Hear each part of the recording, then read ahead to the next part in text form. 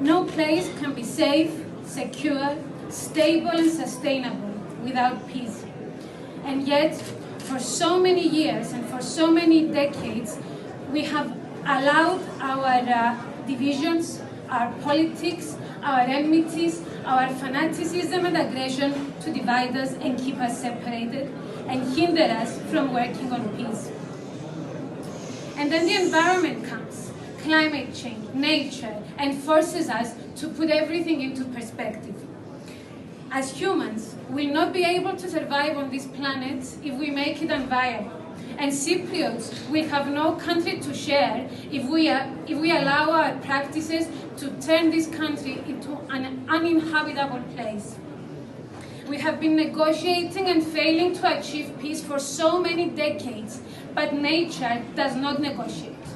Nature confronts you to face its own truths and to decide how to tackle the matter if you want to survive. Environmental threats defy everything humans have chosen to divide us and necessitate our collaboration because they present us with thorough dangers and threats and dilemmas. And the truth is that no matter how many walls we decide to build, and no matter how many amendments on the regulation on the line that divides us we choose to make, the truth is that the environmental threats that are endangering this island will be influencing each and every one of us who live on this island. We breathe the same polluted air. We swim in the same polluted sea, and we are faced with the same bacteria that exist around us. Climate change and desertification see no human-made divisions.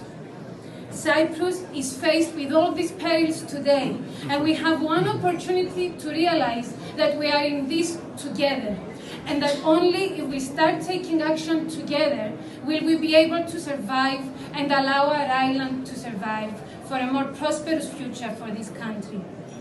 The global movement that emerges calling for a climate action, and in particular the movement that emerges in Cyprus that calls for climate action and that embraces universal values, proves us that there is a growing amount of people on this island who care enough in order to make a change. That there are people on this island who care enough in order to protect our environment, our forests, our sea, our natural habitat, and allow this place to be a place where people can live and prosper. Optimism for this country does not come when looking at our current political deliberations.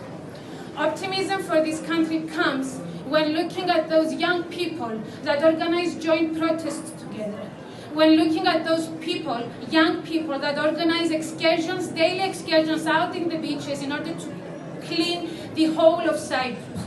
Young people who are equally upset at the environmental destruction that is taking place in the north, just like they are upset at the environmental destruction that is taking place in the south, in the east, and in the west of this country. We need young people, and we have these young people today that realize that climate action cannot be, that a climate action plan cannot happen only for half of our country. We need young people who realize that, who embrace Cyprus in its totality, its people, its cultures, and who are not hindered by the pseudo-dilemmas that we impose on ourselves, and who are not hindered by ideas and perceptions of partition. Cypriots working together for common causes is the future and the Cyprus that we should be looking at.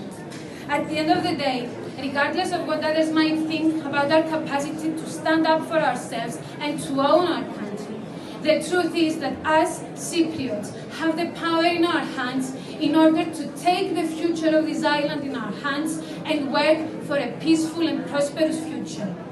Let's let the working together on tackling the environmental threats that we are all faced together on this island to be the way that shows us that only if we achieve true peace on the island will this place be able to prosper, and will we be able to safeguard a sustainable future for our country.